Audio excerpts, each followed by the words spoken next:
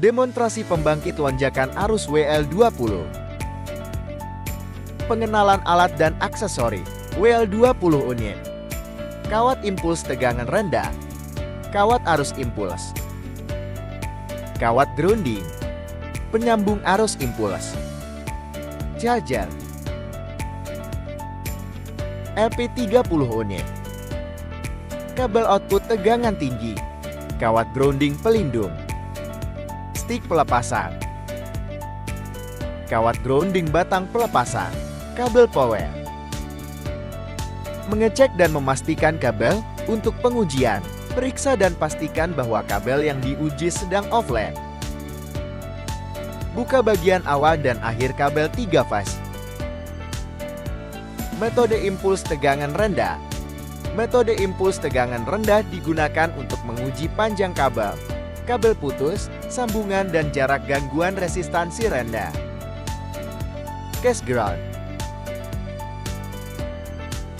Sambungkan kabel impuls tegangan rendah ke port sinyal unit WL20. Penjepit merah menghubungkan inti kabel. Penjepit hitam menghubungkan kabel grounding atau inti fasa lainnya. Tekan lama tombol daya untuk menghidupkan.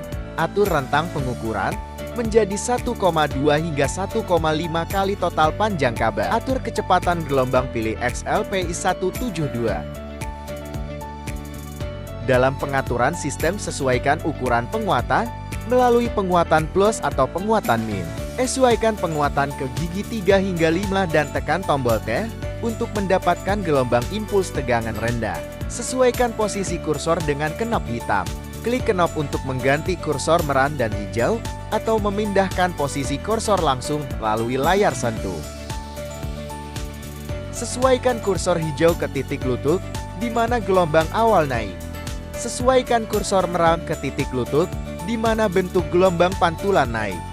Metode SCE. Metode S digunakan untuk menguji kesalahan resistansi tinggi kabel dan perlu menggunakan generator surge WL20 TDR dan LP30. Groundkan fase non-uji dari kabel yang rusak, buka fase uji. Ground LP30 ke tiang ground pelindung.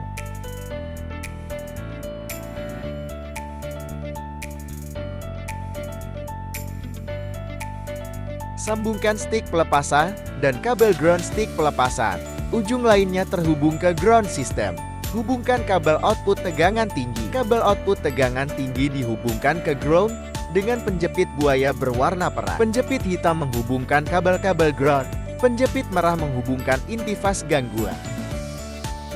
Ground WL20 main unit. Sambungkan salah satu ujung kabel arus impuls ke unit WL20.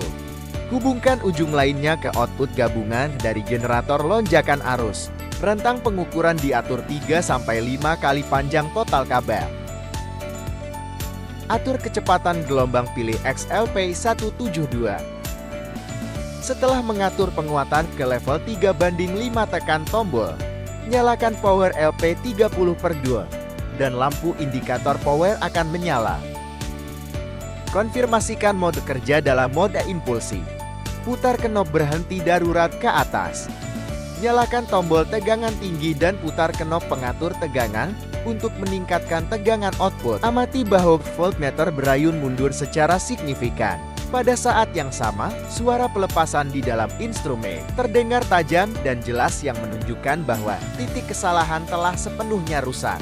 Jika bentuk gelombang arus impuls tidak ideal, Anda dapat menyesuaikan rentang pengukuran dan penguatan. Menganalisis titik-titik terjebak bentuk gelombang arus. Letakkan kursor hijau di awal tepi jatuh, bentuk gelombang, dan letakkan kursor merah di posisi terangkap sebelum tepi jatuh. Jarak sesar yang ditemukan adalah 79,12. Turunkan knop pengatur tegangan tinggi dengan cepat. Tekan knop berhenti darurat dan matikan saklar daya. Lepaskan kabel daya. Gunakan stik pelepasan untuk melepaskan kabel terlebih dahulu dengan pelepasan resistif dan kemudian dengan pelepasan langsung. Matikan WL20 dan lepaskan semua kawat.